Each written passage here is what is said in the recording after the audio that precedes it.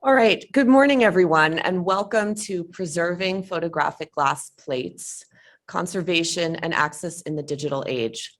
My name is Elizabeth Garaeb, and I am the Executive Director of the Wildenstein-Plattner Institute, the sponsor of this morning's session. I'm here today from New York with my WPI colleagues, Sandrine Kanak and Samantha Rowe, as we hope to bring ideas forward on a topic that is directly relevant to our organization. The Fond WPI, our sister foundation in France, is the custodian of a large collection of glass plate photographs and negatives that are currently in storage outside of Paris. When faced with the decision of how to best make use of this vast collection of historical material, we decided to frame the question as a topic of wider consideration for our panel today. As art historians, archivists, and conservators, how do we reconcile the material obsolescence of glass plates with objectives of the digital humanities? The presentations this morning will address the existential concerns of caring for this fragile media and will consider the objectives of investing precious institutional resources towards this end. We are delighted to be joined by an esteemed panel of international experts from 4 different continents, as a matter of fact, who will be addressing this issue in their talks this morning. We hope that we're going to begin with the introduction of the panelists, some of whom are on Zoom, one of whom is recorded and who will be joining us for the Q&A, and 2 of whom are here. So let me first give you the run of show. I'll do the introductions of today's speakers. They will speak for about 15 minutes on average each, and then once they're finished with their presentations, we'll have time for a Q&A. So without further ado, let me begin by presenting our first 2 panelists who are joining us remotely from the UK and Mongolia. The first is Jody Butterworth, Curator, Endangered Archives Program from the British Library in London. Jody is the curator of the Endangered Archives Program at the British Library in London, pardon me. She first joined the library in 2006, working in the prints, drawings, and photographs section, where she cataloged the William Henry Fox Talbot collection of around 1,500 paper negatives and prints. Her eclectic experience prior to the library includes working for the National Trust, the Ashmolean Museum, and the Royal Collection, teaching English in Japan and China, and learning Buddhist Thangka painting in Mongolia. Next, joining Jody from Mongolia, we have Bayaskalan Banyabat. Bayaskalan is a photographer and cultural heritage specialist who has worked for the past 30 years to promote Mongolia and the Mongol-speaking people through a number of international publications and exhibitions. Bayaskalan is the founder and the executive director of Mon Sound and Vision Foundation, which focuses on the preservation and digitization of films, documentaries, and photographic materials documenting Mongolian history and culture. Then we have a live presenter, Elizabeth Long. Elizabeth is here with us today. She is the Associate Librarian for IT and Digital Scholarship at the University of Chicago Library, where she provides technical infrastructure and outreach services in support of digital scholarship and preservation. She is also currently serving as the interim library director. In her spare time, Elizabeth is a letterpress printer, a paper maker, and a book artist. And next, we are having first a recording and then a presentation or a virtual joining of our next presenter, who is from Senegal, Fatima Fall Niang. Is a conservation specialist and a cultural institution manager. She is the director of the Centre de Recherche et Documentation du Sénégal and teaches at the Université Gaston Berger, both in Saint-Louis. Fatima has been a consultant on numerous cultural heritage conservation projects, including the West Africa Museums Program and UNESCO's Intangible Cultural Commission. And lastly, we'll be hearing from my colleague, Sandrine Kanak, Director of Digital Archival Projects at the WPI. Sandrine graduated with a PhD in Art History and Criticism from Stony Brook University and was a Helena Rubinstein Fellow in Critical Studies at the Independent Study Program of the Whitney Museum of American Art. Her scholarly work examines issues of epistemological violence and the ways in which art is written into history. And I also want to thank Sandrine for organizing today's panel.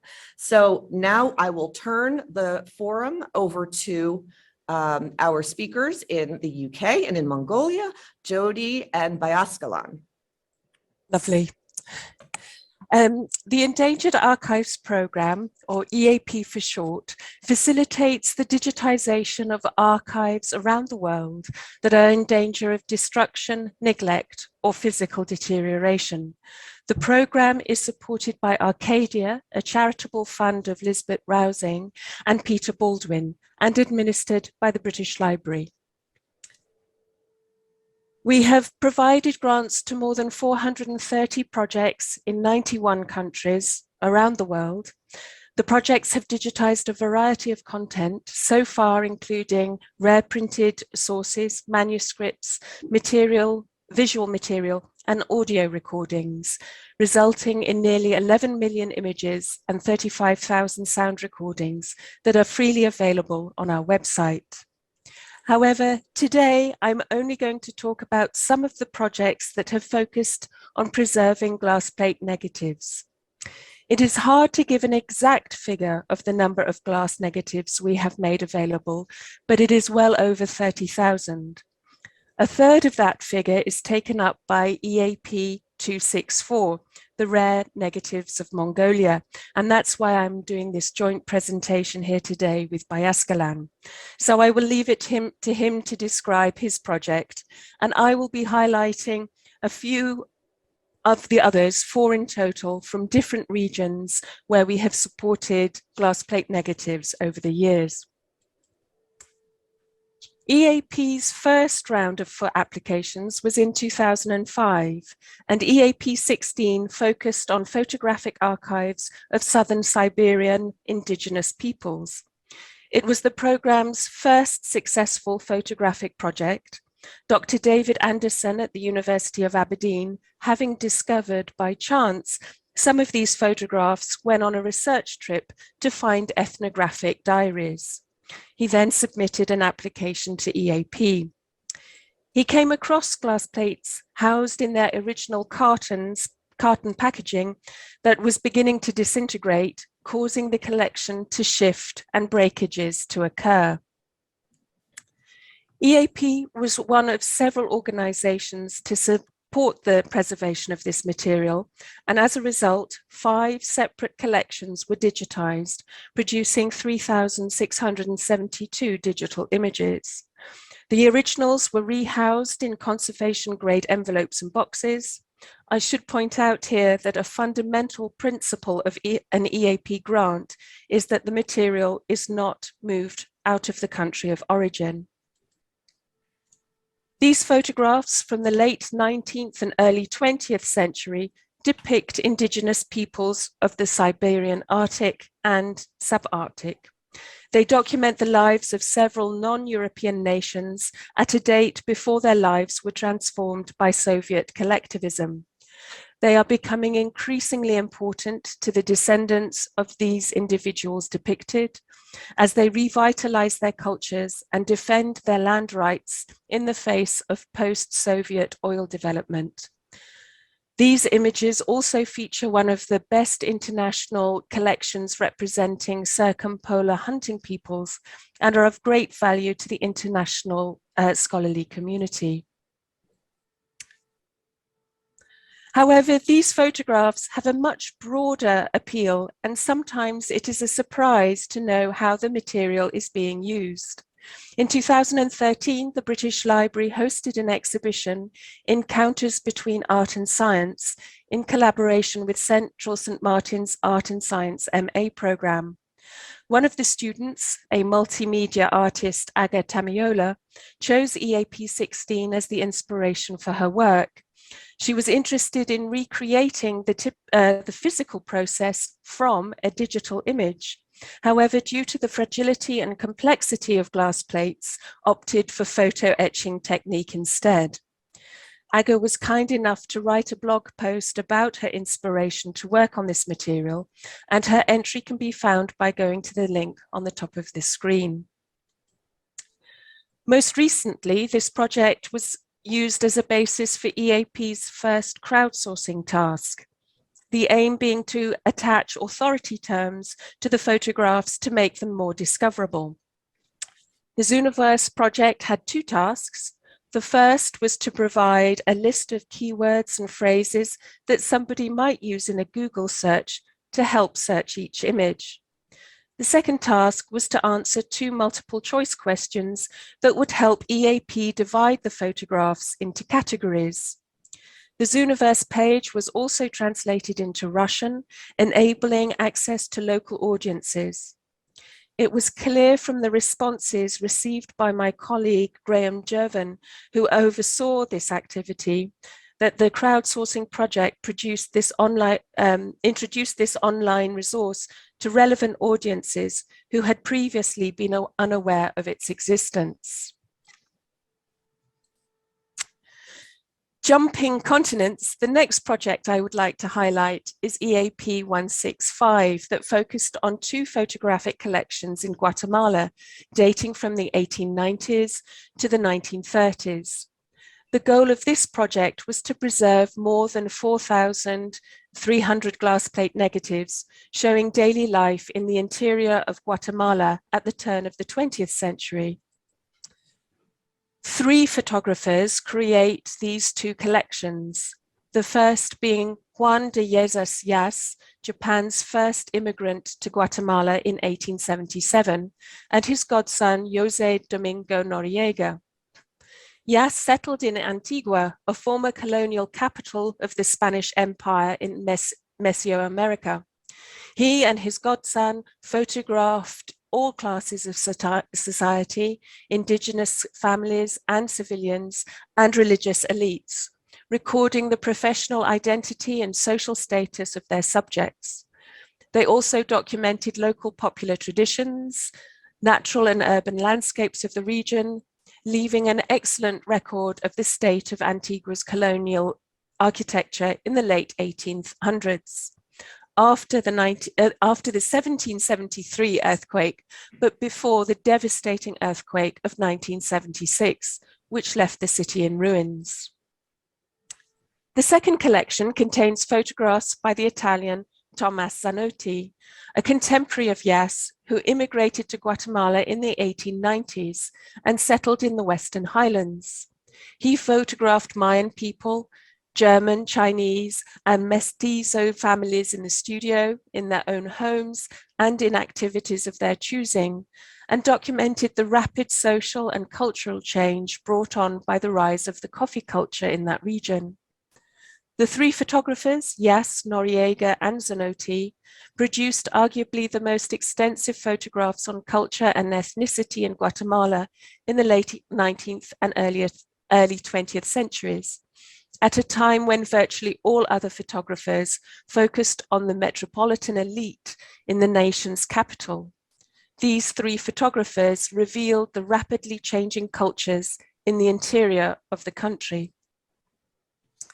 The third project I would like to highlight here today is EAP 816, the photographic archive of the Vasili Paravan, held at the Institute of Archaeology, Bucharest in Romania.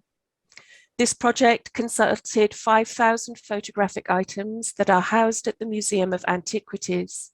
The photographs underwent different cleaning and restoration procedures. 1,752 photographs were digitized, and around 1,420 of those being glass plate negatives, the rest being albumen and gelatine silver prints. After the digitization, all these items were packed in photographic archival standard enclosures and boxes. The materials date from 1880 to 1925, when a large number of archaeological sites and monuments survive across Romania. Although the archive contains photographs from all over Romania, the majority of the earliest material focuses on the Romanian Black Sea, the richest region of Romania in terms of its archaeological heritage. It also used to be the most ethnically diverse region of Romania.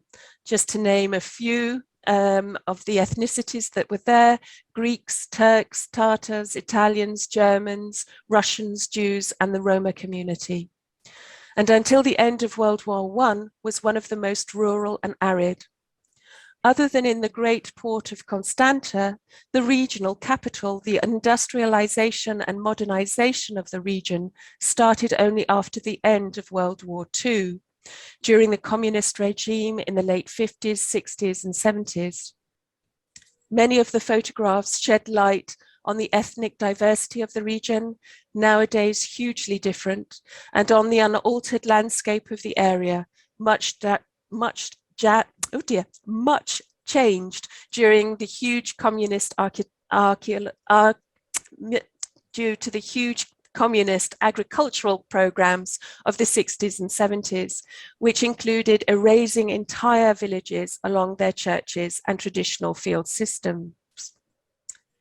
Thousands of archaeological artifacts, pottery, sculptures, metal objects are also represented, along with other items of major historical importance, objects of religious art, paintings, sculptures, and fabrics.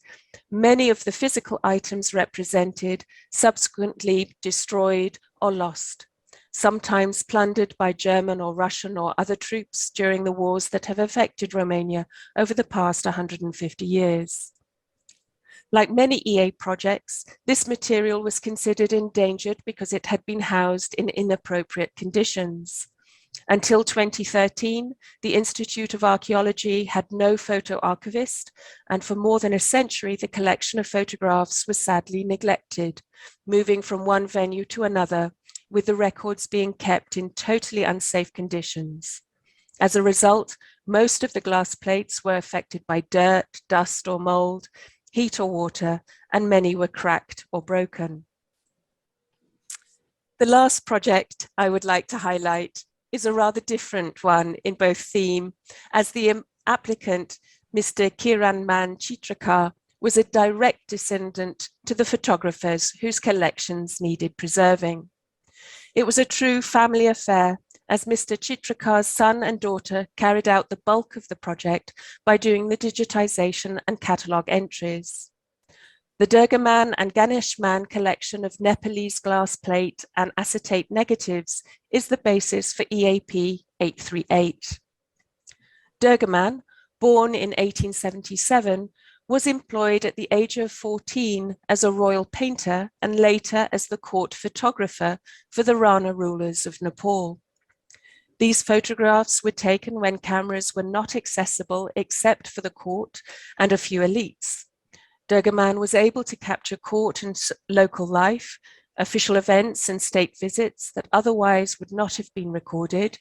He was also the official photographer for the Prime Minister Chandra Shamsher's official visit to the UK and France in 1908.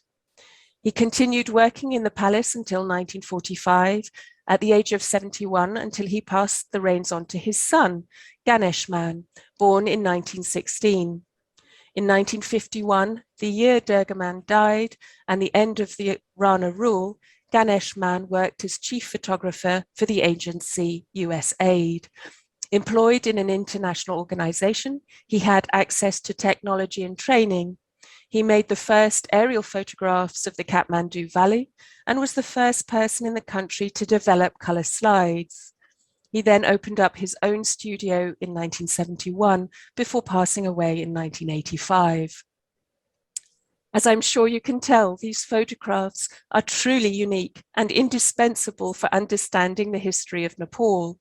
What makes this collection particularly fascinating is that events, ceremonies, portraits are recorded through a continuous legacy of photographers. The project commenced just 7 months after the horrific earthquake of 2015 and digitized, catalogued and rehoused over 5,000 negatives and are of course now freely available on the EAP website. Mr. Kiran Manchitrakar continues this legacy and has been documenting Kathmandu since the earthquake, but as EAP only considers material up until the mid-20th century, this sadly is not something for us. I would like to thank the 4 project leads for writing such rich applications, as it meant I could use their words and content in my presentation here today. Without them, I really would have been tongue-tied, and as you saw earlier, I already was. But however, at the same point, I do want to point out I could have chosen equally fascinating projects from Argentina, from India, and a further project from Romania, just to name a few. So I really do urge you to explore the collections on the EAP website. I am sure that while I've been highlighting these 4 projects, there have been many of you in the audience thinking of collections that might benefit from EAP funding. So before I hand over to Bayaskalan, I would quickly like to say that the call for applications goes out each September with an initial deadline of November. It is a 2-stage process of an initial expression of interest and then a detailed application that gets assessed by an international panel. The criteria for assessing applications and all information for prospective applicants can be found on the EAP website. But if you have any specific questions, please do email me at my email address that's on the screen. And thank you again for inviting me here today. Hi, good morning, Chicago. It is 9:30 p.m. here in my town. I would like to talk briefly about some domestic and international benefits of the EAP 264 project. Definitely the project has greatly exposed the early 20th century Mongolia visually world over. Thanks to the project, thousands of rare, historic, and black and white images emerged that were never seen before, the existence of which was little known before. The entire collection of the images represents Mongolia brilliantly in many areas, as shown on the slide.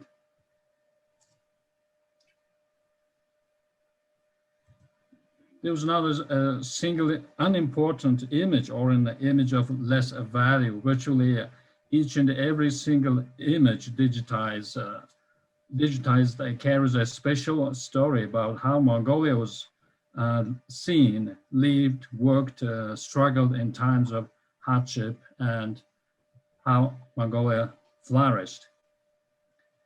Thanks to the EAP 264 project, a number of research have been done and publications came out nationally and internationally related to the first half of the 20th century history of Mongolia.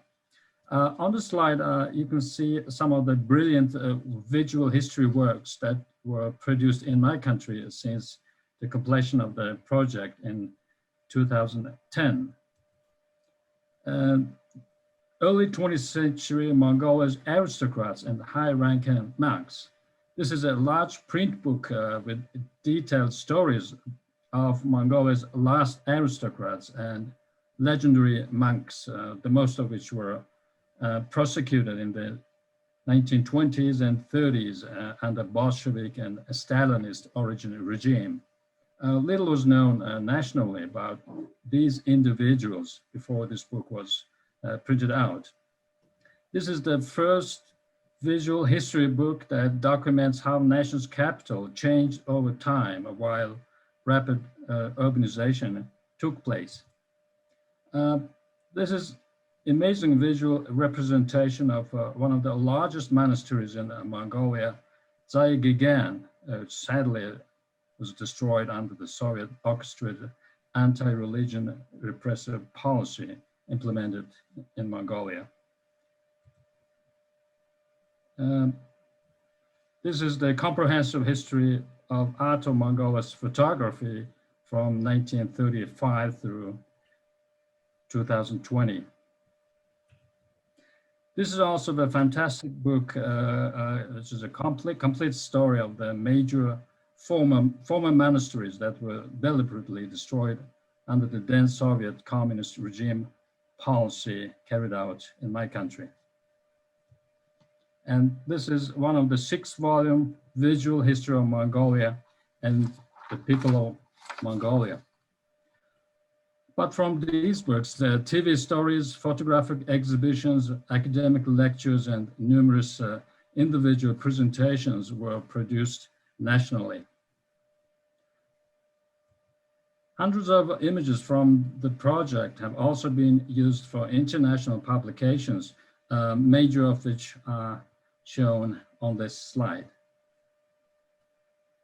And lastly, several dozen images from the digital collection were contributed to the making of the documentary Echoes of the Empire Beyond Genghis Khan, produced by film director and novelist Robert Lieberman, who is also professor at the Cornell University. Thank you. Okay, hello. Thank you for having me here. I am going to talk about a different kind of glass plate, and that is glass plates that have been used in astronomy. And so my story starts at Yerkes Observatory, which is in Williams Bay, Wisconsin. So that's about an hour and a half, 2 hours north of Chicago. And it was for over 100 years the home of the astronomy department at the University of Chicago. And I have listed here a bunch of people who were worked at Yerkes. They are, well known in a variety of ways. You'll recognize their name from various telescopes, parts of the sky that were named after them. So it was a very significant department and collection that was built over the last 100 years. That big dome that you see on the side of Yerkes housed what was called at the time the Great Refractor. It was a 40-inch refracting telescope that was actually first showcased when it was built at the World's Fair, the Columbian Exposition in Chicago, and then taken up and installed, and at the time was the largest telescope in the world, I believe. And so the plate collection there is in what we call the plate vault that is 2 stories of these cabinets, a variety of kind of drawers and shelving units that hold over 175,000 glass plates. You can see from that close-up in the middle that they are of all different sizes. They are, some of them that were used for spectra are these little teeny tiny, maybe an inch or 2 square. We have ones that are 14 by 14. That's the picture of Professor Krohn pointing at one of the glass plates, was to give you a sense of the size of some of the much larger ones. And then there are actually some really, there are these giant ones that were done on some of the solar eclipse expeditions that we had one box we undid and the whole plate was shattered. It was really sad, but it was, like this big. So along with the plates is what we call the logbook collection. So when they were taking the plates, they were also doing a log of what each plate was. And so there's an entire logbook collection that goes along with the plates. So why digitize these glass plates? This is what kind of we started with, this question of in what way are these important? And we've looked at this in 2 very different kinds of ways. One is the cultural value. And that is the area that I think I, as a librarian, have been very comfortable with. We do lots of digital projects that are focused on this. And so if you think of the collection from that perspective, we look at things like there were solar eclipse plates that were used to validate Einstein's general theory of relativity. There were what are called pre-discovery images of Pluto. So plates that have been taken that actually have Pluto in them before anyone realized, you know, Pluto was a planet or not a planet or whatever you want to call it now. There were atlases, major sky surveys that were done. And so obviously you've got the collection that those were pulled from, and you can look and see, you know, the selection process that took place as they went through and created these collections. And then something I'll talk about a little more at later in the presentation, there's also the whole history of the, you know, the people who were at Yerkes, and we have a particular interest in the women at Yerkes. As I said, I'll talk a little more about what roles they were playing. But the other way of looking at this that has been a really important driver for us has been thinking of the current, not the historical, scientific value of these plates. How could these be used for modern day science, not just the history showing what science was and how it was done in the past? And so the way to think of that is that there are things, objects in the sky that change. And this is 100 years of observational data that we can't replicate. So that means looking at what are the things of particular interest that are what vary in the sky. So there are variable stars whose, you know, how bright they are changes over time. There's nebula that are often the homes of, you know, supernovas that are exploding stars. So once they've exploded, they're gone and you don't see them anymore. There's periodic things, you know, comets, they come around regularly, but they only come and appear, you know, however often their cycle is. There's also, when we look at this collection, we think of things like, there's something that's called Harvard's Menzel gap. Menzel was the director of the Harvard Observatory, and he stopped all photography at one point to save money. And so there's what's called the kind of gap in their collection. They have a major and wonderful collection that they also are digitizing, but it's got a gap where there were years, you know, times when there was no photography being taken. Also, astronomers, whenever they're taking pictures of the sky, they're making choices. They're making a choice about how deep they want to go. So with photography, the longer you expose, the deeper you're going to see more and more, you know, depth of stars. There's the decision about how wide are you going? You know, what are you looking at, a tiny slice of the sky or a large slice of the sky? And so there may be coverage here that simply, as much as we have, you know, tons of telescopes now taking all sorts of, you know, surveys of the sky, there just may be areas that, you know, at that kind of resolution, that depth isn't covered, you know, well right now. So all of these are ways that we might be thinking about how this collection is interesting, you know, to us today. So this has resulted in a collaboration between the library and the astrophysics department at the University of Chicago. And the impetus for this originally was the impending sale of the Yerkes Observatory. So land-based, refracting-based, and even reflecting telescopes also, this is not the way modern astronomy is done. And so Yerkes was no longer being used. The department had moved down to the University of Chicago. And eventually in the last couple of years, the university said, you know, we can't afford to keep running this observatory. And so as part of that, we got interested and wanted to work on negotiating the retention of the plate collection as a university property, even while the building itself was being transferred. And because, as I said, it's 175,000 plates, we did not have a place in the library we could just bring this in. And so we wanted to be able to keep them there, but have ownership of them, which is what happened. We also transferred all of the logbooks. We did feel like we could bring some things into special collections. We brought a sample set of plates that are going to be part of our special collections. And in that, what we were interested in were a variety of things. One was creating a collaboration where we could draw on the expertise that the library has in preservation, digitization, you know, metadata, and then the expertise the faculty bring, knowing the history of the observatory, knowing the science and understanding that.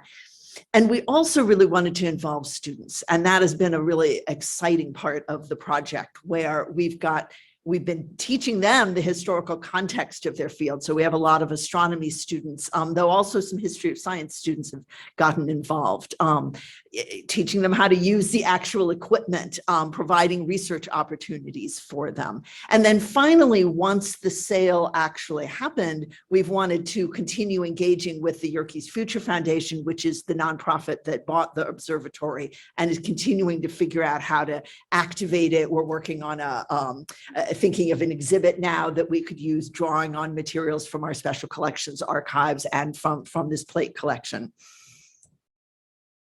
So wanted to talk a little more about our experience. Here's an example of, things the library has done in the past. And, this is an example of a medieval manuscript. And you can see we were, doing it at a level that let you, when you zoomed in, see the hair follicles of the, the animal skin parchment this was on. What we quickly learned was not good enough for what we were needing to do for these glass plates for scientific use.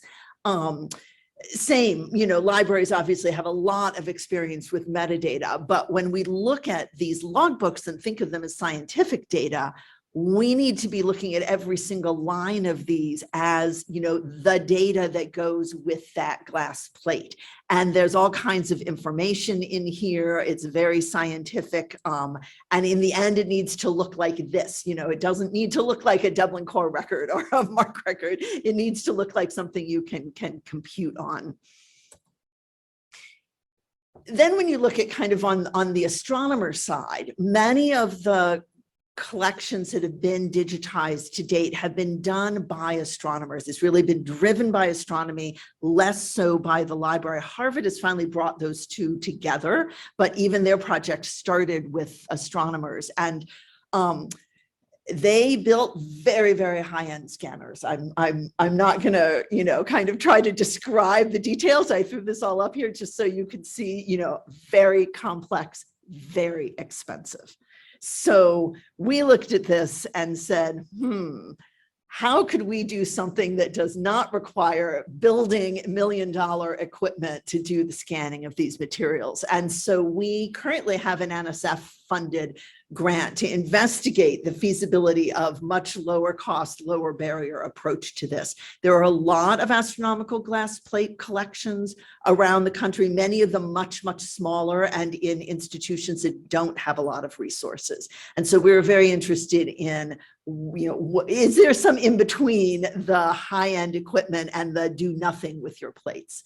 So this is where a part of our grant is to look at what does this mean? What kind of science can be done with plates? So let's not look for perfection. Let's say focus on the science you want to do and talk about, what does it look like to do that data rescue? Again, can we use off-the-shelf equipment? Can we, what kind of metadata do we need to capture? And then at the same time, as a library especially, but even our astronomy faculty are very interested in the cultural and historical context and how we can be thinking about telling that story as well. So we have a team now of librarians. Professor Rich Crone in the astronomy department is our lead faculty member. We have a project manager and lots of students who have been involved. And the students have been the ones that have really taken up the analysis side of what we are doing. And so did a lot of work with and have published a paper on analyzing the commercial scanners. We were looking at, we initially were comparing some of what we have in preservation, which itself is higher end, digital photography equipment, for instance, but then also an off-the-shelf Epson graphic arts scanner, and seeing how what that would produce. And so they were looking at a lot of, again, very scientific, what's the light scatter, what's the machine precision, right? A scanner like this has, something that's moving. Does that movement cause problems? Does it make the scans, does it stretch anything? Does it actually shake? We identified some, what we called the wobble that we were seeing. But so they did things like take the plates and then rotate them 90 degrees and compare the light scatter and see whether, on one axis or the other axis, there was a change. And what we came out with was success, which is that we felt like we could scan with these computers, with these scanners at a level that would allow scientific use to be made of them. Initially, they were kind of settling on a 16-bit grayscale at 1600 DPI. In their more recent paper, they've actually said that 1200 DPI was sufficient because what was non-precise compared to a larger was not actually related to the scanner. It was related to how, the resolution of the plate itself. And so they were feeling like they were capturing what they needed at 1200 DPI. So the most exciting thing that came out of this was in this first analysis, they believe they've discovered a supernova. So if you can see where the red is kind of pointing at on the left-hand side is one of our glass plates.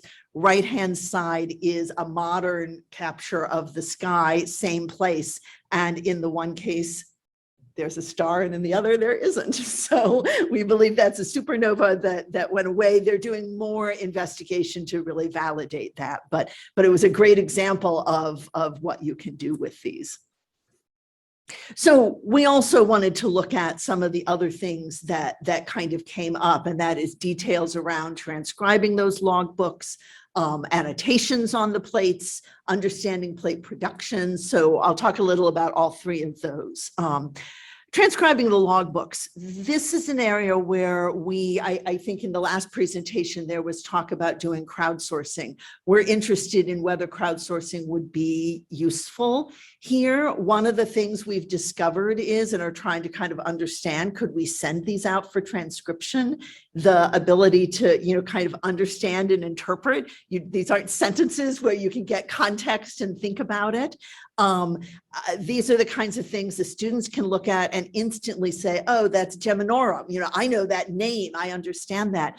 They, on the other hand, have the problem of looking at that and not understanding that that's a cursive G.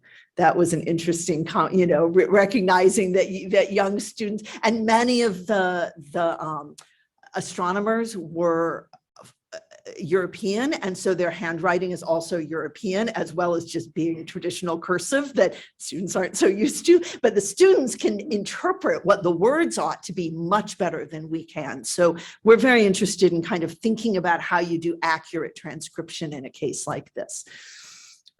We also have learned that there are, three sources. There's the logbook.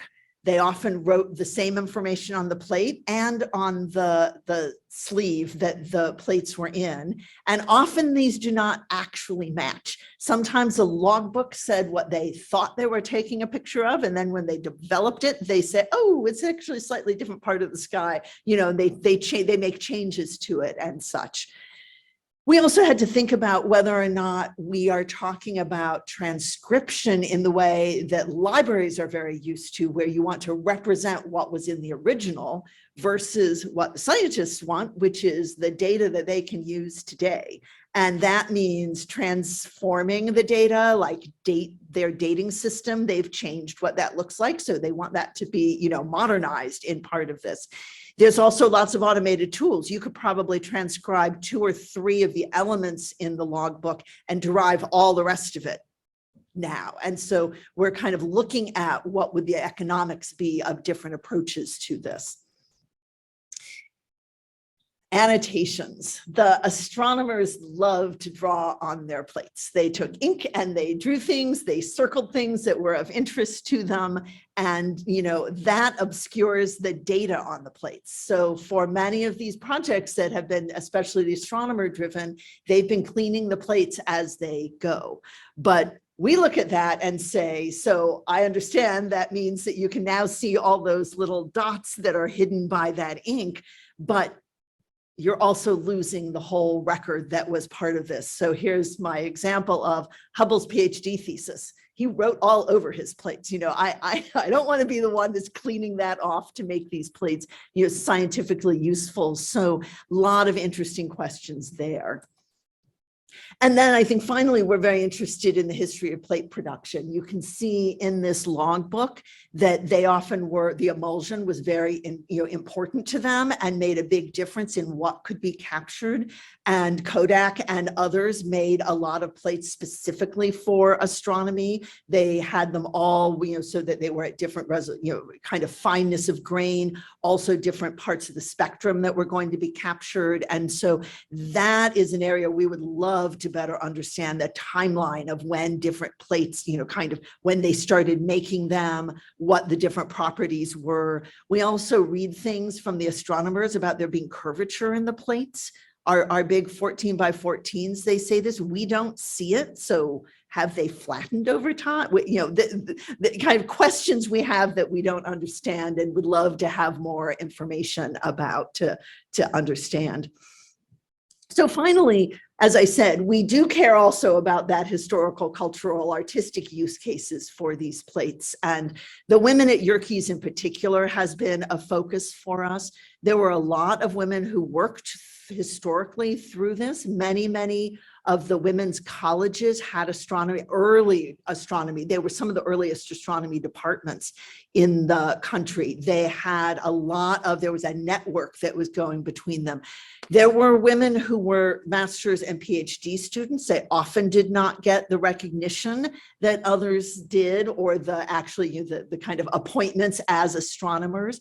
They also were a lot of women who worked as, what were called computers. If you've seen Hidden Figures, I think you've seen stories about that. They did the observing. They did a lot of the plate processing. They did the measurements. What you did was you did these plates and then you measured the stars there were all sorts of equipment for that. And so we're doing a lot of research into these women and what their roles were. And then, as I said, we really want the students to understand the whole history of how this is done. And so we use the telescopes, and we got the big photographic enlarger working again. And we're actually using these plates to do cyanotype. Cyanotype was discovered, or not discovered, first kind of figured out and used by Herschel, who was an early astronomer. And so we've really taken this as an still active plate collection. So we're still doing the things astronomers would do with them. And that led to my last slide, which is that I also was so interested to hear about the other kind of scientific, science as art use of things. The university just had a science as art competition, and I entered the one on the right. I called it, that was a composite of 3 of the cyanotypes I had made. And that one made it to they did a popular vote, that was kind of like a sports bracket that went, the top 8, the 4, it made it down to the final 2 and then lost out to another, modern astronomy picture. The other is a great composite of one of the women, observing, overlaid on one of the plates from one of our sky atlases. And that was done by several of our students and our project manager. And that actually got honorable mention in the contest. So thank you. Vers au CRDS et ailleurs. Donc, situation de la ville de Saint-Louis au nord du Sénégal, dans la région, bien sûr, de Saint-Louis. Donc, vous voyez là où se trouve le point bleu où se situe donc la ville de Saint-Louis. Située entre des eaux, nous avons ici le CRDS à l'intérieur de ce carré rouge, de ce rectangle rouge. Et donc, vous voyez que tout autour, nous avons l'île de Saint-Louis. Ici, nous avons encore sur cette image l'île de Saint-Louis et le CRDS en face du fleuve. Et de l'autre côté, nous avons l'océan Atlantique. Introduction. Le patrimoine, c'est l'héritage culturel, naturel et scientifique que nous avons en commun et qui nous a été légué par nos ancêtres. Nous devons le conserver, le préserver, le sauvegarder et le valoriser à des fins d'études, de recherche, de publication, d'éducation et de délectation pour les générations actuelles et futures. Témoin d'une période de profonde mutation intervenue dans les sociétés africaines, ces collections photographiques constituent une partie intégrante du patrimoine culturel de l'Afrique de l'Ouest. Cependant, elles demeurent méconnues et souvent inaccessibles au grand public. Leurs recherches et leurs intérêts ne sont utilisés et appréciés que par des chercheurs, des étudiants, des cinéastes, des écrivains, des journalistes, des réalisateurs et quelques particuliers. La photographie est arrivée en Afrique de l'Ouest vers la fin du 19e siècle. À Saint-Louis, l'implantation des premiers studios que des photographes comme Meissegay, Mama Kassé, en passant par Adam Silla, pour ne citer que cela. C'est avec les négatifs sur verre que le 8e art s'est installé à Saint-Louis jusqu'à l'arrivée donc du support souple. Ce support en verre a d'abord été trouvé chez des photographes privés avant la création de certaines institutions comme les archives du Sénégal, l'IFAN, donc l'Institut français d'Afrique noire, le Centre de recherche et de documentation du Sénégal, etc. Auprès du photographe collectionneur Adama Silla, il dispose d'un fonds de négatifs sur verre non inventorié. Il faudrait procéder à l'inventaire général pour savoir. C'est un chiffre approximatif qui nous a donné plus d'une centaine. À l'IFAN Cheikh Anta Diop de Dakar, sur 60 000 documents photographiques, les 5 000 sont des négatifs sur verre. Et chez nous, ici au CRDS, sur les 54 580 documents graphiques, les 560 sont des négatifs sur verre. Pour parler de la photothèque du CRDS, l'historique remonte à 1943 et abrite les collections donc, de l'ensemble du centre. Les modalités d'acquisition du fonds étaient par addition active, par production interne, actuellement en cessation. L'ensemble des documents de la collection représente des sujets uniques. Nous avons ici l'inventaire photographique du CRDS. Vous voyez les positifs sur papier, 18 196, les négatifs souples et sur verre, 35 452, les diapositives souples, 778, diapositives sur verre, 154. Et le total fait 54 580.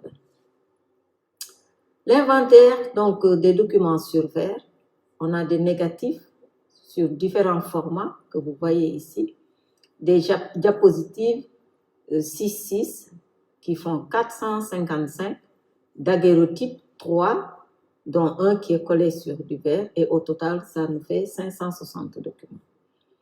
La trentaine de photographes auteurs des images à la photothèque, dont deux les plus distingués sont Gérard Duchemin, un ancien directeur du centre, et Adama Silla, donc l'ancien conservateur et collectionneur.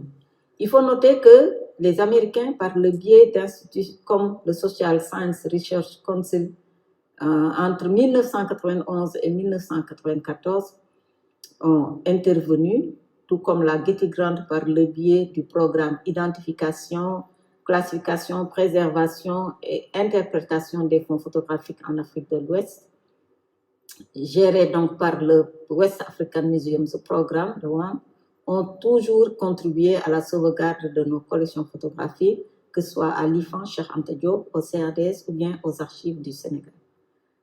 Les problèmes de conservation que ces collections subissent a mené notre dossier de candidature à être retenu pour le 8e cours international en 1997 à l'École du patrimoine africain à Porto Novo au Bénin, avec l'Université de Paris 1, Panthéon-Sorbonne, où il fallait régler un problème spécifique dans nos institutions.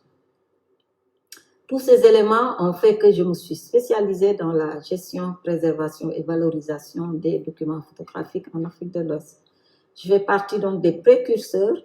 En même temps, j'ai pu orienter d'autres jeunes, comme l'actuel directeur du centre de l'École du patrimoine africain, Dr Franck Ogou, et à faire son mémoire donc, en 2004 sur les archives photographiques au Bénin, problématique de la gestion d'un fonds documentaire menacé. Les conditions actuelles de stockage, les négatifs sur verre, protection à rabat en papier sans acide et les diapositives souples ou sur verre ont été transférés dans des feuillets correspondant à leur format et mis dans des boîtes en carton d'origine ou logés dans des armoires métalliques. Et donc, quelques images de ces documents qui se trouvent quelquefois dans leur carton donc d'origine. Ici, nous avons donc quelques négatifs, les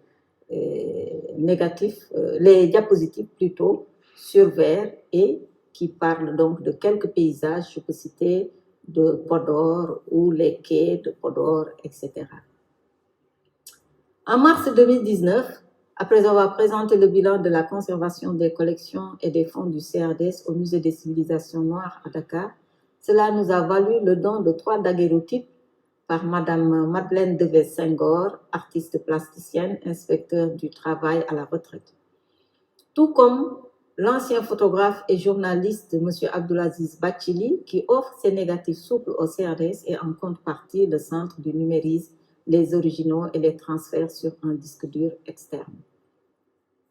Nous avons ici encore quelques boîtes contenant des négatifs et la plupart, c'est des portraits des chefs traditionnels, Wolof ou Maure. Et à droite, nous avons d'ailleurs des illustrations de 2 chefs traditionnels, le premier Wolof et le second est Maure. L'importance des collections au niveau du CRDS.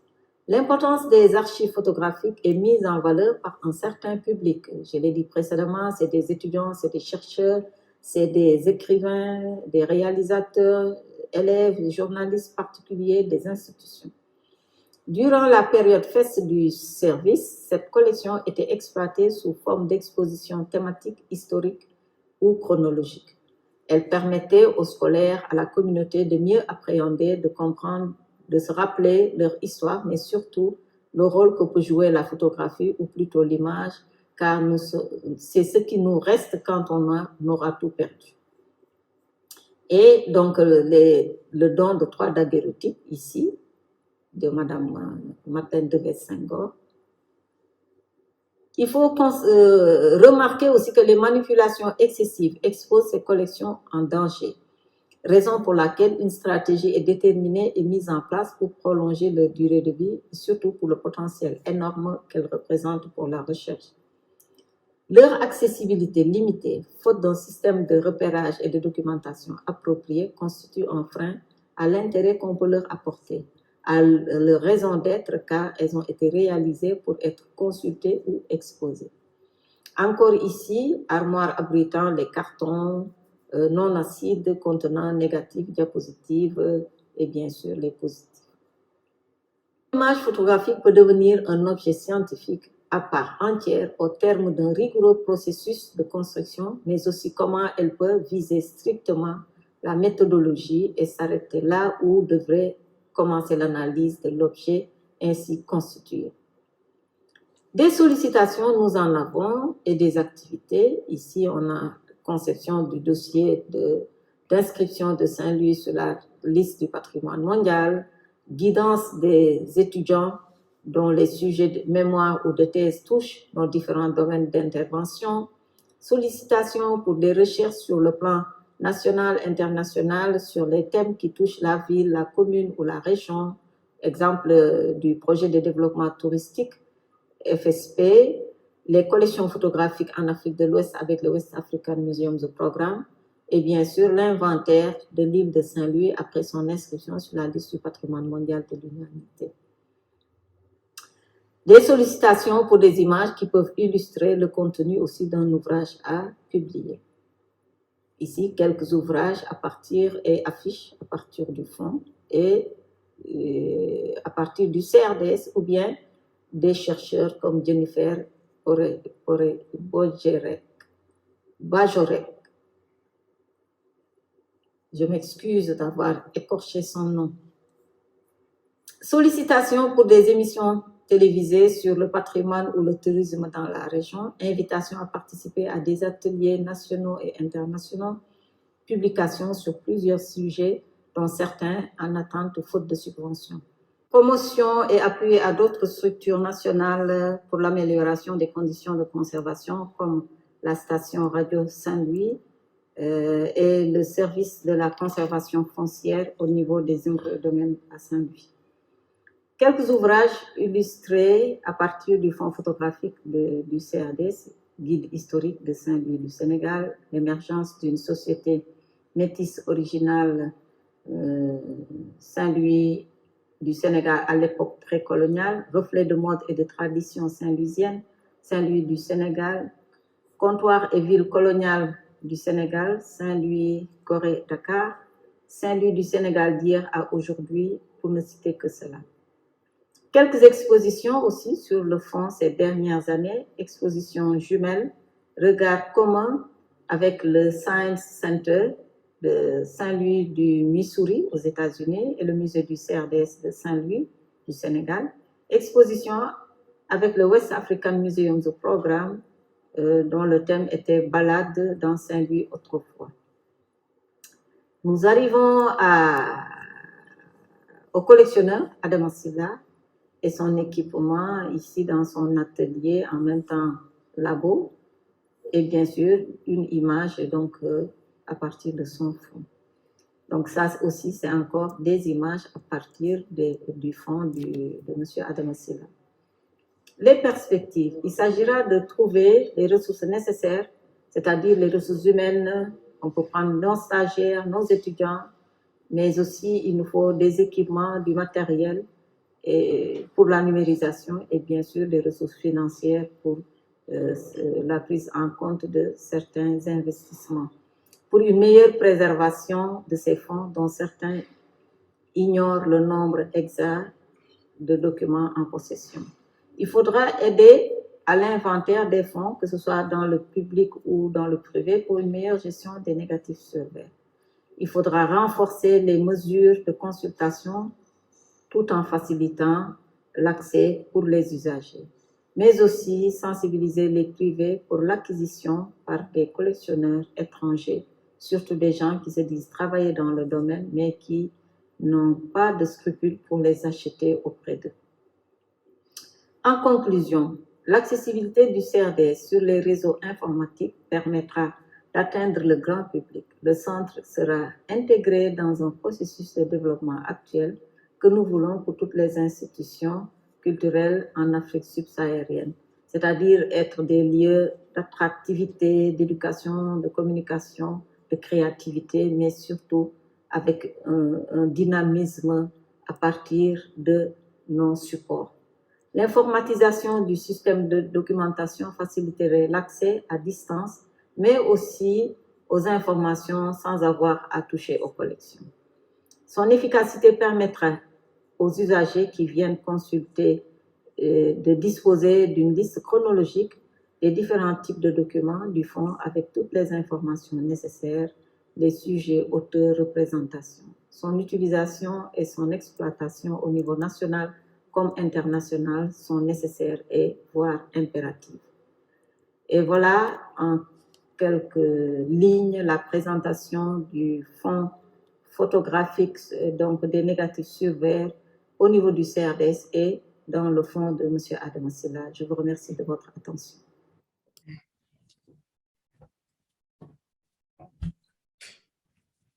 There we go. So I am going to do this. We have one last presentation and then we'll get together for the Q&A. And where is mine?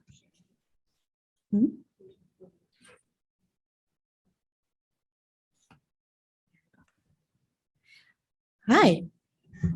Hello, everyone. My name is Sandrine Kanak. I am the Director of Digital Archival Projects at the Wildenstein-Plattner Institute, a non-for-profit foundation established in 2016 in New York City by the French art dealer and historian Guy Wildenstein and Hasso Plattner, a leading German entrepreneur in digital technologies. The WPI mission is to facilitate access to significant archival materials that support art historical research and to compile and publish digital catalog raisonnés. And for those of you who may wonder what a catalog raisonné is, it is a publication that documents the provenance, exhibition, and literature histories for each of the works an artist made over the course of their career. The WPI is working with 3 international teams, a research team in Paris working on 8 catalog raisonné projects on French artists, a team in New York conducting research for the Tom Wesselmann and Romer Bearden catalog raisonné projects, and another team in Berlin, which handles the developments of our digital platform, including WPI Digital Project, where our publication and archival collection can be accessed online for free. The Wildenstein Institute, which published over 40 catalog raisonnés on French and Spanish artists from the 18th to early 20th century, had collected over the years thousands of publications and 1,500 linear feet of archival materials to support this work. Upon our founding, Guy Wildenstein gifted the WPI the archive, books, and scholarly documents compiled by the former Wildenstein Institute for catalog raisonné research. And as you can imagine, this gift was as important in size as it was historically significant. We are now using these materials for WPI catalog raisonné projects and have digitized part of this archival collection to make them available online on WPI digital projects. In addition to the many records and papers of artists, dealers, and collectors the Wildenstein family had acquired for research since the beginning of the 20th century, the Wildenstein assembled an impressive collection of photographs, glass plates, and negatives, which was also transferred to the WPI in 2016. However, we did not receive an inventory of this collection or any information regarding its provenance, the types and amounts of photographic materials, or even who made those photographs and for what purpose.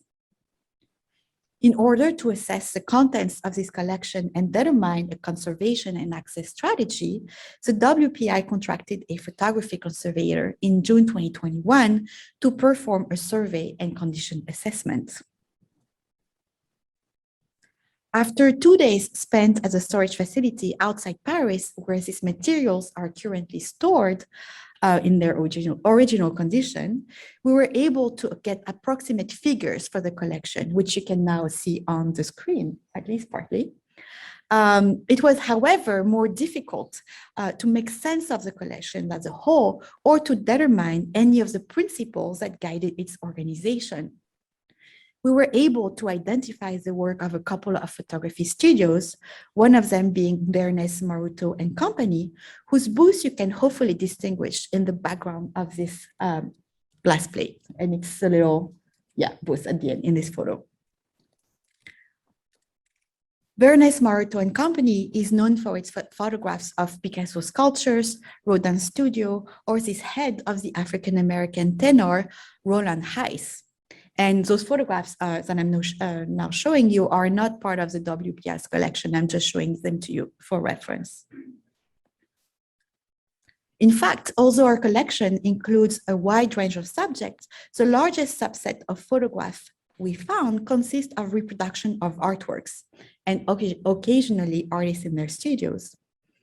This led us to presume that the Wildenstein Institute might have purchased various estates of photographers known for taking pictures of artworks, hoping they would find new photographs of works of art related to Wildenstein Institute catalog raisonnés. However, since we found few photographs of works by artists the Wildenstein Institute was studying, our assumption on the origin of this collection might just be inaccurate. Or, and this might even be more interesting, what we are looking at is the originals collection refuse. And by that, I mean that the Wildenstein Institute might have removed physically the photo that they were interested in and left what they could not use. And this is what we have now. Before I get to what could be some of the implication and issue raised by what I've called the refuse theory, let me show you some more other examples of photographs we encountered during our survey.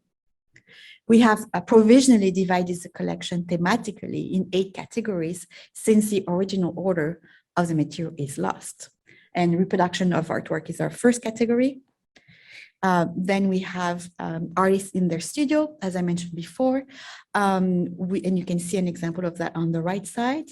And here we also have photographs of artists with friends, such as here on the left, the painter Suzanne Vallaudon, and Maurice Autrio and André Hutter.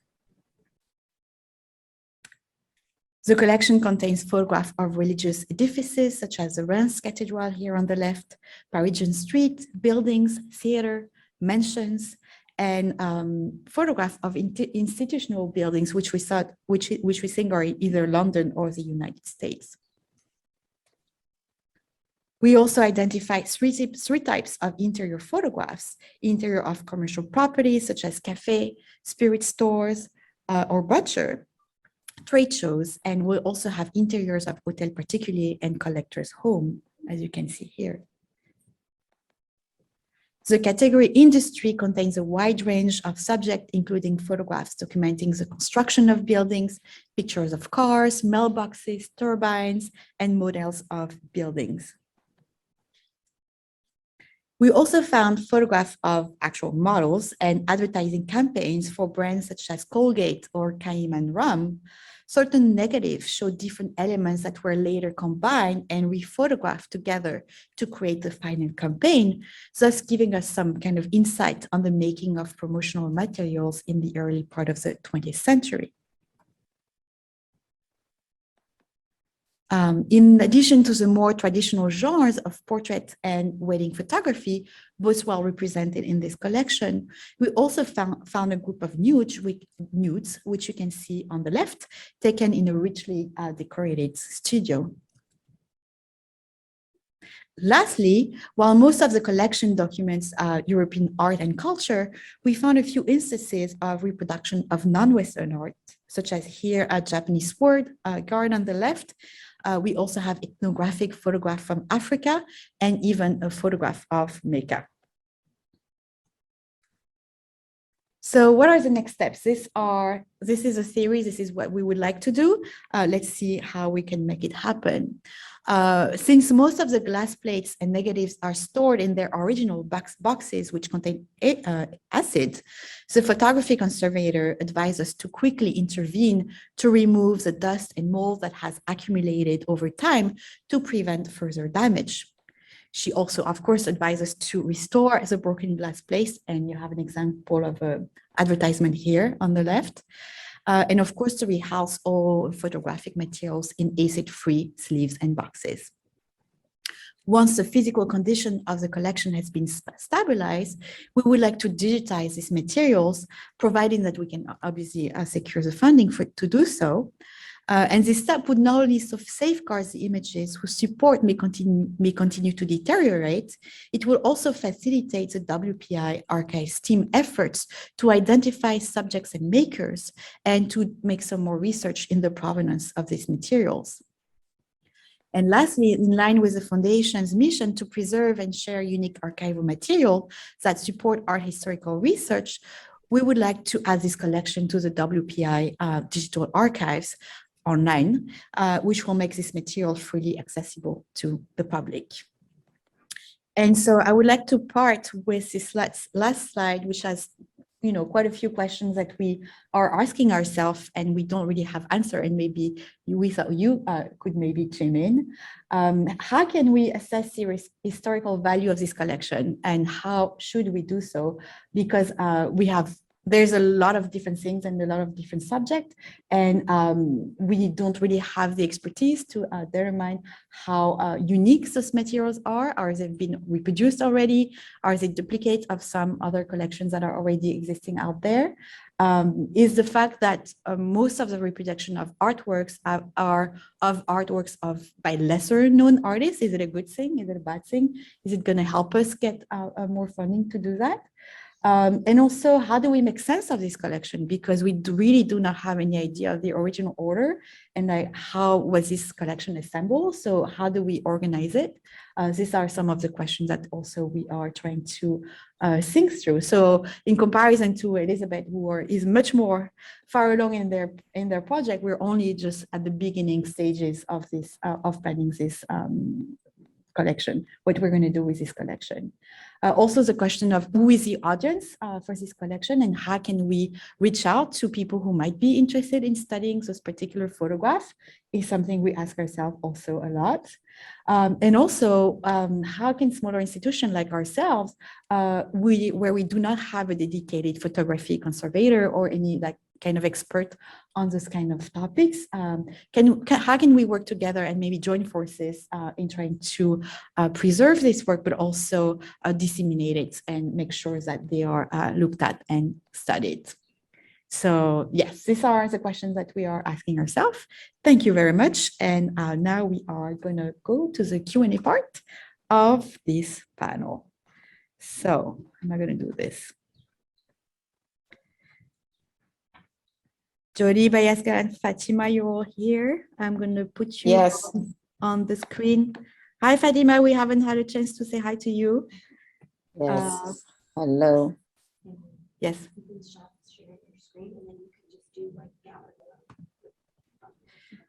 Gallery mode. Here we go.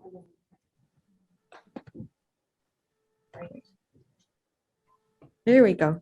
All right, so just noting the time, I think we got, oh, is it not on?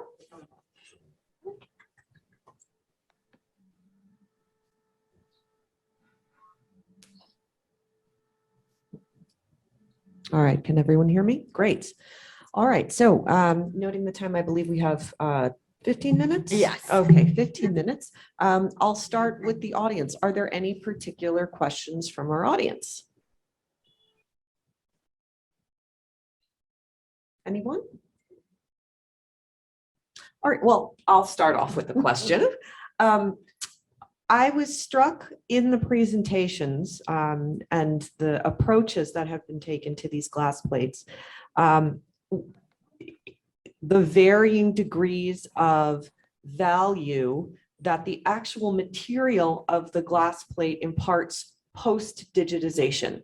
Elizabeth, your presentation struck me in the sense that you find that maybe the physical properties of the glass plate actually changed over time. So it's important to really preserve the glass plate even after you've scanned it. And Jody, you had mentioned that with your project, the glass plates remain in their country of origin.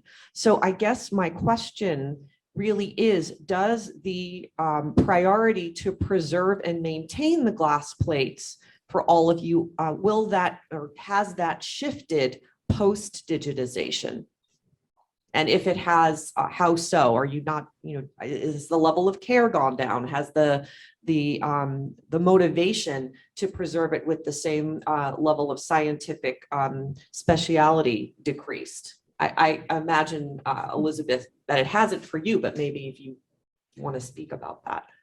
Yeah, so I think that one of the things I would say about our approach, which granted is not capturing at the highest level that some of the other projects have done, also drive us very much to say, when we're done, we aren't done with those plates. There might still be reason you want to go back to the original and see and use them. And so I think that that's definitely an issue. As I said, we feel like we're just at the brink of beginning to understand how and why emulsion was important and how you tell if they didn't record it. Like, so that again would be something you'd want to possibly be going back to the original plate to have better understanding of. So I think we're seeing this partly also as a way in which, if we can be getting more scanned eventually, and even we're starting with, can we get the logbook scanned so people know what plates exist? We might start having use-driven, kind of people saying, I'm interested in this. Will a digital copy do? Will the one you might have done do? Do we need to do something more with it? And so we definitely want that reserve to be able to keep going back and thinking about how they're being used over time. Okay, great. And Jody and Bascom, may I ask you, have there been instances where your user base wants to see the original glass plate and the scan isn't going to suffice? I'm afraid I can't really answer that question for the projects because they're all around the world. All I can sort of speak about on a broader thing within the British Library, when things have been digitized, they've done research and it inevitably asks for more requests to see it. But whether that's true of glass plate negatives, because we know of the fragility of them, I think it would have to be a very strong case why a researcher would want to see it. So I've sort of dodged your question a bit, but hopefully answered a different one. Sandrine, I'm going to pose a question to you and it's a WPI related question. In hearing about the presentations or hearing the presentations of our panelists and particularly the crowdsourcing idea was interesting to me, and I could see how getting metadata and crowdsourcing information about images could be helpful to us. And I wonder if Fatima as well finds that crowdsourcing information about either landscape locations has been useful in her project. Fatima, Oui, est-ce que vous avez compris la question? non, pas tellement. J'avais C'était- déjà des questions, moi, qui attendent. Ah, c'était Elisabeth vous demandait si, et je pense que c'est peut-être l'occasion de parler de l'exposition dont vous m'aviez parlé, si d'autres gens vous ont aidé, d'autres personnes vous ont aidé à identifier les sujets sur les photos que vous avez dans votre collection. Et si c'est une bonne idée parce que pour nous aussi, on a des problèmes pour savoir qui sont sur les photos et à qui elles appartiennent. Photos. Ben, je vais le dire en français. Hein? D'accord, je vais essayer de traduire après. D'accord. Donc, merci beaucoup pour l'invitation d'abord et je viendrai à mes questions moi plus tard. Mais juste pour répondre à cette interpellation, en fait, on avait dans un premier temps 70 plaques de verre, négatifs sur verre, donc avec des chefs traditionnels qui n'étaient pas légendés. On a réfléchi, on a tourné, et puis un jour, en discutant avec le professeur Guy Tillmans, il m'a dit, mais je lui ai présenté en fait quelqu'un qui venait de l'Institut français de Nouakchott, donc en Mauritanie, un pays voisin, et tout de suite, il m'a dit, mais et si on agrandissait nos plaques de verre et qu'on aille monter une exposition à Nouakchott, peut-être qu'on arriverait à retrouver donc les personnes qui étaient. Et effectivement, c'était la meilleure solution parce que sur les 70, les 69 ont été légendés automatiquement en un mois. Et nous, on ne s'est même pas déplacé. Hein. Sincèrement, c'était extraordinaire. Et depuis un certain temps, certaines expositions, même au niveau du CRD, c'est comme ça qu'on arrive à identifier des collègues à ma maman qui étaient dans des salles de classe à l'école Graciane, l'école des jeunes filles à Saint-Louis. Et c'est ainsi qu'on est parvenu en tout cas à pouvoir légender certaines images au niveau du fond du CRDS. So I'm going to try to translate. So they have had a really good and extraordinary experience with 70 glass plates that were in the collection of the CRDS, and they basically developed them and made an exhibition out of them in Mauritania. And those photographs were traditional chiefs, and they had this exhibition, and in 1 month, they were able to identify 69, or people who came to the exhibition were able to identify 69 of those chiefs because they knew them personally, or they were related to them. So this was a really good experience for them. And then now they also do it at the center in Saint Louis, where sometimes they have exhibition and they always have a great response from the public because they know the people on those photographs. Yeah. Yeah, I think this leads to a general concern that we have, and that I'm sure all of you have, and Elizabeth, you also address this, which is the capturing of metadata. Many of these glass plates have no metadata, or the metadata is accompanied in a separate log that is physically divorced from Right. the material object. In capturing the metadata, it is quite laborious. Have there been any attempts, and maybe this is for you, Elizabeth, with using AI to capture metadata with images? So this is one of the things we're absolutely looking at. So there's a site called astrometry.net where you can upload an image and it finds the part of the sky that it is in, if it's also been imaged in some way in one of the modern surveys.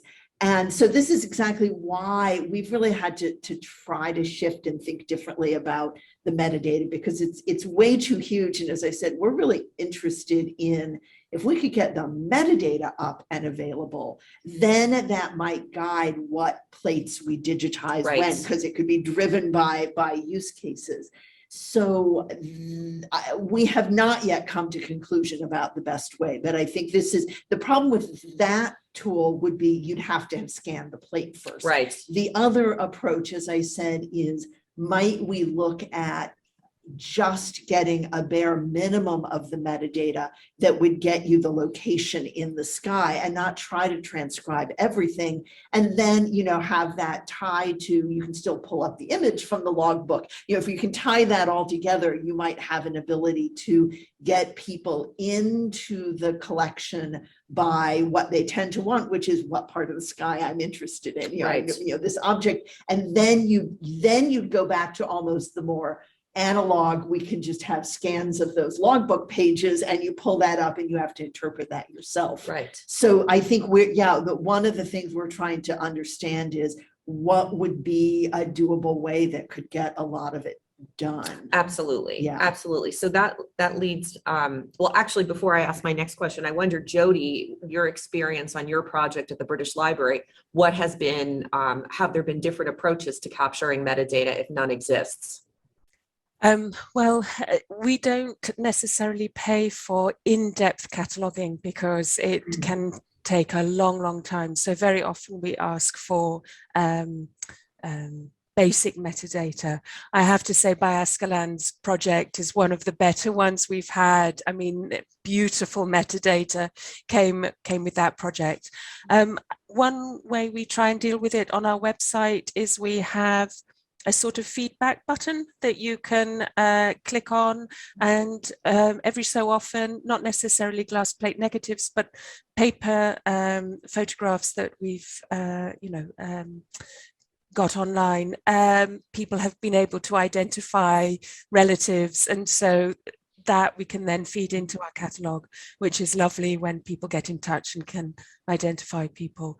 And as I said with EAP 16, this was the first time we did try to do a crowdsourcing to get those authority tags for each of the images that will help the search of the material online.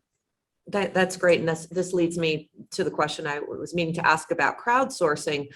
What is the means by which crowdsourcing is achieved? And I was struck by Ascalon in your presentation that so many publications came out of the images that you scanned. How did you make it known that these images existed? And how did you attract students and scholars to actually do the work and investigate the images that you put forth?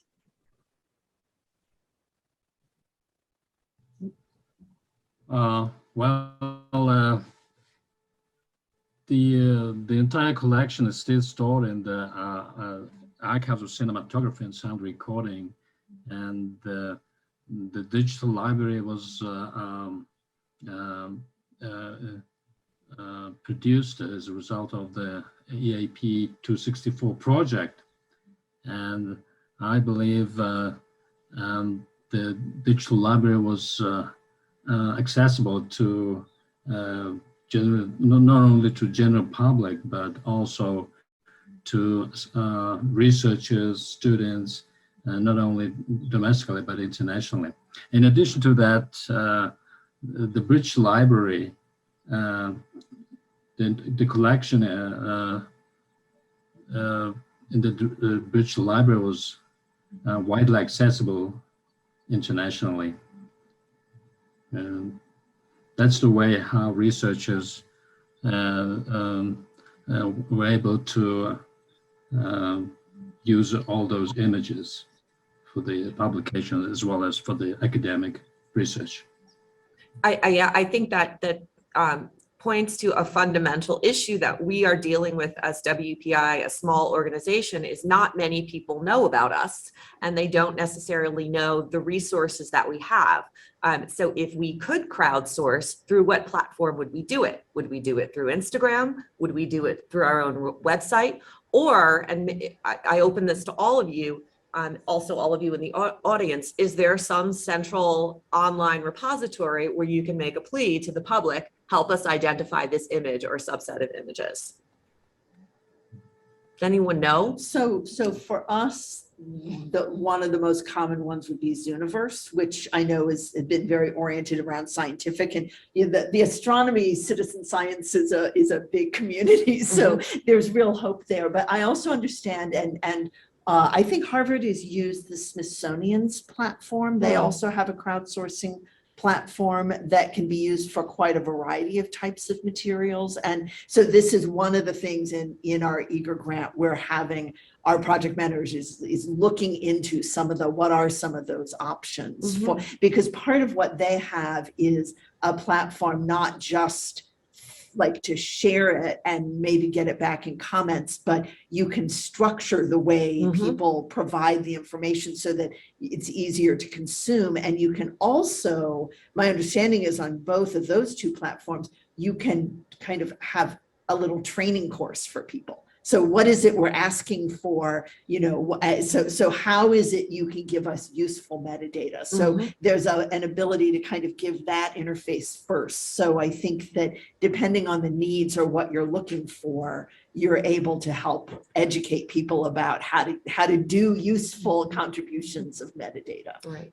For a public who doesn't understand what metadata is. Yes, right? Absolutely. And if I could quickly jump in about Zooniverse, it depends whether it's an official Zooniverse project or an unofficial one. And that if it's an official one, it really will drive a lot of people to the website. And also I can imagine that for very large images, it's all probably IIIF compliant. Certainly EAP, all our material is IIIF, and at the moment Zooniverse is in collaboration with the British Library to use the IIIF manifests as part of their crowdsourcing, so you don't have to upload the images, and then the metadata can be captured in a clever way that I'm afraid is more technical beyond my means, but it is really quite a clever way of dealing with crowdsourcing. Thank you. I'm conscious of time, and I know Fatima, you have a question, and then after Fatima, I'm afraid we're going to have to close down our presentations, but Fatima? Yes, I want to ask to Sandrine. I think you say that in your institution, there is some found who has not monitoring, or I don't understand your intervention. Que notre fonds n'est pas inventorié? Oui. Non. No. No inventory. We don't have an inventory. It's in the storage outside Paris in like box, and that's it. And when we did the survey last summer, we opened every boxes and looked into it and took some pictures that you saw on the screen, and then we put it back. And then now it's back in storage. So we're waiting. We need funds. We need the money to be able to do the conservation. And that leads me to also what we talked at the beginning. Qu'est-ce que vous faites, vous, une fois que, parce que je sais que vous avez un projet de digitalisation, c'est ça, de numérisation? Qu'est-ce que vous allez faire? Qu'est-ce que vous allez faire des originaux? I'm asking her what they're going to do with the original after they digitize them, because they also have a project of digitization. On va les garder au niveau de la photothèque. OK. Mais j'ai dit que dans mes propos, par exemple, chez les particuliers comme Adamasila, il y a des collectionneurs étrangers qui viennent, qui travaillent en fait dans le milieu et qui les achètent. Et donc, ça veut dire que c'est en train de, ça fait partie du trafic illicite des biens culturels africains. She's saying that they're also having issues with private collectors and owners of photography studio in West Africa, with collectors, mainly from Europe or the US, who come in and try to buy everything and so alter the original order. And it's part of what she's calling the traffic of cultural goods. So that's a great concern because people may be, wanting to get rid of it because they don't know what to do, but then they just leave and we don't know where they go. So that's a real concern for them. Thank you very much. Thank you, Sandrine. Thank you, Elizabeth. Thank you to our panelists abroad. And thank you to our audience for attending today. And you can find contact information if you would like to reach out to any of our panelists. We'll be putting it up on our website, wpi.art. I encourage you to check it out. You can see our archives, and we'll also, as I said, list the contact information and websites of the other panelists here today. So thank you very much for attending and enjoy the conference. Thank you. Thank you. Thank you very much. Sandrine, merci beaucoup. Et au plaisir. Au revoir. Un plaisir. À bientôt. À bientôt. Merci beaucoup.